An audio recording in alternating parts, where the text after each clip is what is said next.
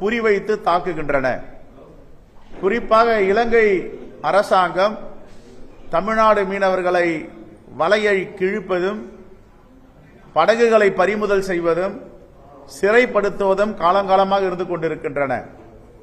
2013ஆம் ஆண்டு பாஜக எதிர்க்கட்சியாக இருக்கும் பொழுது மேனாள் அமைச்சர் சுஷ்மா ஸ்வராஜ் அவர்கள் தலைமையில் கடல் தாமரை மாநாடு என்று போட்டார்கள்.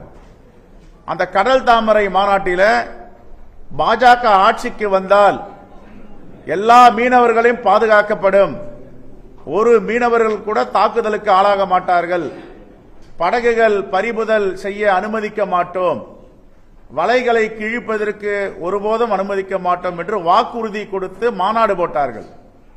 ஆனால் 10 ஆண்டுகளாக என்ன நடந்து கொண்டிருக்கிறது?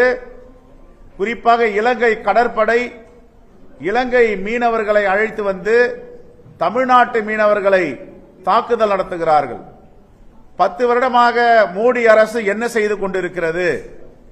உச்சபட்சமாக படுகொலை செய்வதும் மீனவர்களை சிறைப்பிடித்து தண்டனை வாங்கி தருவதிலும் இலங்கை அரசு தொடர்ந்து இந்த முயற்சியை எடுத்து வருகிறது. இந்திய வெளியுறவுத்துறை முழுவதுமாக தோல்வியடைந்திருக்கிறது. முன்பிருந்த வெளியுறவுத்துறை கைது பண்ணால் உடனே பேசி அழைத்து வருவார்கள். இப்பொழுது உச்சபட்சமாக ராமேஸ்வரத்தை சார்ந்த மீனவருக்கு 6 மாதம் சிறை தண்டனை விதிக்கப்பட்டு இருக்கிறது 2 நாட்களுக்கு முன்பு. ஆக மோடி அரசு மீனவ பெருங்குடி மக்களை கைவிட்டு விட்டது. இதை கடுமையாக காங்கிரஸ் பேரியக்கம் எதிர்க்கிறது. இதை கண்டித்து நாளை எங்களுடைய மீனவர் அணியின் தலைவர் ஆம்ஸ்ட்ராங், பெர்னாண்டோ மற்றும் அங்கே ராமநாதபுரம் மாவட்டத்தை சார்ந்த காங்கிரஸ் தலைவர் பெருமக்கள் ஒரு மிகப்பெரிய ஆர்ப்பாட்டத்தை, கடலில் இறங்கி போராட்டத்தை நாங்கள் முன்னெடுத்திருக்கிறோம். மோடிக்கு எதிராக இந்த போராட்டம், பாஜக அரசுக்கு எதிராக நாளை முழக்கங்கள் அங்கே முழங்க இருக்கிறார்கள். ஆக தமிழ்நாடு முழுவதும் எங்களுடைய மாவட்ட தலைவர்கள் தலைமையில் மோடி தமிழ்நாட்டுக்கு வரும் என்று கருப்பு கொடி போராட்டத்தை அறிவிக்கிறோம். இலங்கை கடற்படையால் இதுவரை 2014 முதல் 24 வரை 400 படகுகள் கைப்பற்றப்பட்டிருக்கின்றன. 3179 மீனவர்கள் கைது செய்யப்பட்டிருக்கிறார்கள். 150 படகுகள் கடந்த 5 ஆண்டுகளில் பறிமுதல் செய்யப்பட்டிருக்கிறது. ஆகவே தொடர்ந்து மீனவர்களுக்கு பாஜக ஆட்சியால் மோடியால் பாதுகாப்பு இல்லாத நிலை ஏற்பட்டிருக்கிறது. இதை வன்மையாக காங்கிரஸ் பேரியக்கம் கண்டிக்கிறது.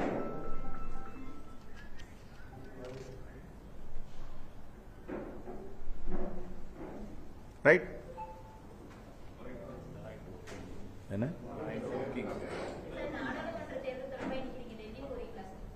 ஏற்கனவே பாஜக அரசு என்ன சொன்னாங்க? ஜாயிண்ட் ஒர்க்கிங் கமிட்டி அமைக்கிறாங்க. இதுவரைக்கும் அந்த கூட்டம் நடத்துறதே கிடையாது. எதற்காக நடத்தல? ஏன் நடத்தல? அப்ப மீனவர்கள், தமிழ்நாட்டு மீனவர்கள் மீது பாஜக அரசுக்கு, மோடிக்கு அக்கறை இல்லை. கைது செய்தாலும் சரி, படகுகளை பறிமுதல் செய்தாலும் சரி, வலைகளை கிழித்தாலும் சரி, தண்டனை கொடுத்தாலும் சரி, அக்கறை இல்லாமல் தமிழ்நாட்டு மீனவர்களுக்கு எதிராக பாஜக அரசு செயல்பட்டுக் கொண்டிருக்கிறது. ஆகவே இதை காங்கிரஸ் பேரியக்கம் வன்மையாக கண்டிக்கிறது. இன்று முத்தமிழறிஞர் கலைஞருடைய நினைவிடம் திறப்பு விழா. இந்த திறப்பு விழா மிகவும் பிரம்மாண்டமாக நடக்க இருக்கிறது. எங்களுடைய தலைவர்கள் அதில் கலந்து கொள்கிறார்கள். அவசரமாக நான் இன்று புதுடெல்லியிலிருந்து தலைவர் அவர்கள் வர சொல்லியிருக்கிறார்.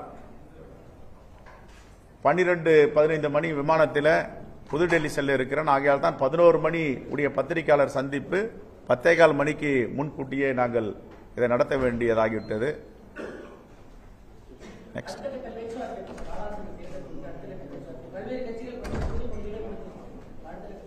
பேச்சுவார்த்தை சுமூகமாக நடந்து கொண்டிருக்கிறது.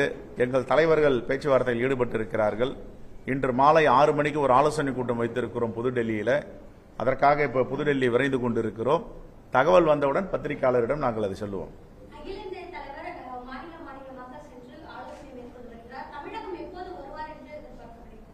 புரியல.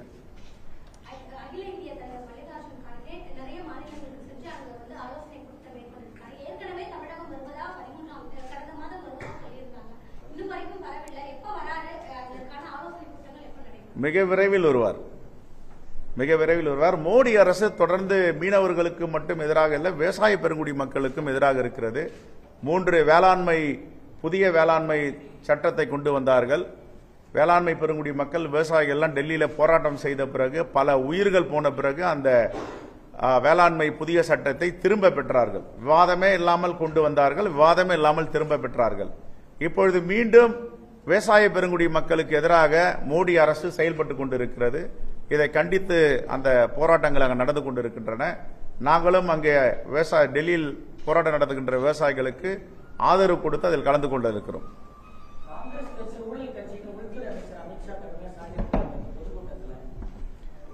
அவங்க சொல்றது எதையுமே உண்மை கிடையாதுங்க. உண்மையே பேச தெரியாதவங்க தான் பாஜக தலைவர்கள், பாஜக அமைச்சர்கள். என்னென்ன வாக்குறுதி கொடுத்தாங்க? என்ன வாக்குறுதி கொடுத்தாங்க? நாங்க வந்தா பெட்ரோல் விலையை பாதியா குறை பண்ணாங்க, டீசல் விலையை பாதியா குறை பண்ணாங்க, இந்தியாவுடைய பண மதிப்பை அமெரிக்கா டாலருக்கு நிகராக கொண்டு செல்வோன்னு சொன்னாங்க. 2 கோடி பேருக்கு வேலை வாய்ப்பு கொடுப்போம்னாங்க. எதையாவது உண்மை இருக்கா? சிறு குறு தொழிலாம் நாங்க வந்தால் மிகப்பெரிய உச்சத்தை தொடோம்னாங்க. இன்னைக்கு சிறு குறு தொழிலாம் அழிச்சிட்டாங்க. அவங்க சொன்னதை எதை செய்யறாங்க?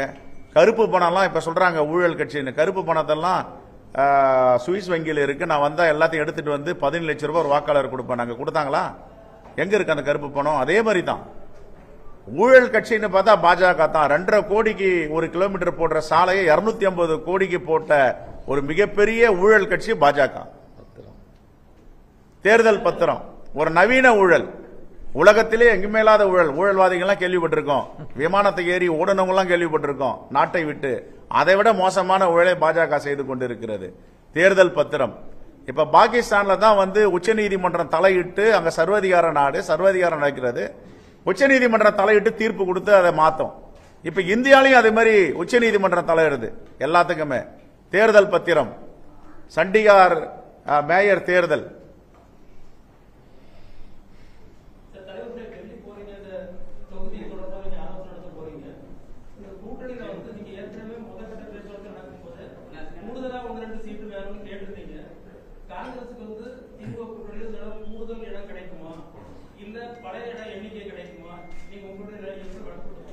நாங்கள் திராவிட முன்னேற்ற கழகத்தை கூட தோழமையோடு இருக்கும், உண்மையான தோழமையோடு இருக்கும், நட்புணர்வோடு இருக்கும். அதனுடைய தலைவர் ராகுல் காந்தி, திராவிட முன்னேற்ற கழகத்தின் தலைவர் தளபதியோடு ஒரு மிகப்பெரிய ஒரு நம்பிக்கையோடு இருக்காங்க. ஆகையால் எவ்வளவு தொகுதியை பெற வேண்டும், கேட்க வேண்டும் என்று எங்களுக்கு உரிமை இருக்கிறது. அவர்களும் மனம் கொடுப்பதற்கு மனம் இருக்கிறது. எதுக்கு குறைக்கணும்? இல்ல உங்க ஆசையா அதை குறைக்கணும்னு? உங்க ஆசையா? தலையாட்டுறாங்க ஆசை என்ன? எங்க அகில இந்திய தலைமை முடிவு பண்ணும். இன்னைக்கு அந்த ஆலோசனை கூட்டம் தான் கூப்பிட்டு கண்டிப்பா பெருந்தன்மையோடு திராவிட முன்னேற்ற கழகம் காங்கிரஸை நடத்தும். அது எந்த மாற்று கருத்தும் கிடையாது. போன தேர்தல் என்பது வேறு. இந்த தேர்தலில் மிகப்பெரிய எழுச்சி பெற்றிருக்கு காங்கிரஸ் பேர் இயக்கம். குறிப்பாக தலைவர் ராகுல் காந்தி அவர்கள் இந்த தேசிய ஒற்றுமை நடைபயணம் பாரத் ஜோடோக்கு பிறகும், இப்ப பாரத் நியாயாக்கு பிறகும் ஒரு மிகப்பெரிய எழுச்சி பெற்றிருக்க. இளைஞர்கள் எல்லாம் சாரசாரியாக காங்கிரஸில் சேர்ந்து கொண்டிருக்கிறார்கள். ஒரே ஒரு உதாரணம், 2 தினங்களுக்கு முன்னும் கூட சென்னை மாமன்ற உறுப்பினர், வழக்கறிஞர்கள் எல்லாம் வந்துட்டு இருக்காங்க. எல்லா மாவட்டங்களிலேயும் இப்போ சேர்ப்பதற்கு தேதி போட்டிருக்கிறார்கள். காங்கிரஸ் பேரியக்கத்தில் தன்னை இணைத்துக் கொள்ள வேண்டும், ராகுல் காந்தி பின்னால் அணிய வைக்க வேண்டும் என்று.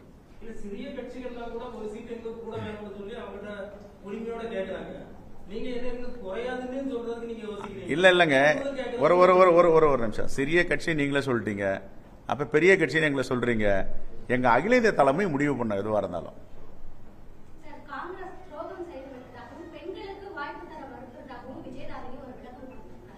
அந்த அம்மையாருக்கு 3 முறை சட்டமன்ற உறுப்பினர் இந்த கட்சி தான் கொடுத்தது. கொறடா என்ற பதவி இந்த கட்சி தான் கொடுத்தது. காங்கிரஸ் மகிழா காங்கிரஸ் தலைவரா இந்த கட்சி தான் கொடுத்தது. இப்பவும் அகில இந்திய மகிழா காங்கிரஸ் தலைவருடைய பொறுப்பாளரா இருக்காங்க. என்ன கொடுக்கல அவங்களுக்கு? எல்லாமே கொடுத்தாங்க. அது என்ன காரணம்னு போக போக தெரியும் எதற்காக செஞ்சாங்க அப்படின்னு.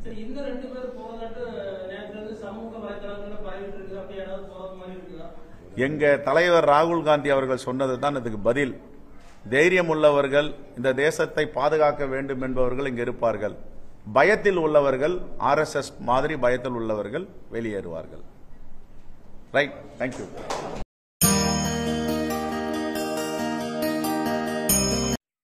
கூகுள் தமிழ் நியூஸ் சேனலை லைக் பண்ணுங்கள், கமெண்ட் பண்ணுங்கள், ஷேர் பண்ணுங்கள். மறக்காமல் சப்ஸ்கிரைப் பண்ணுங்கள்.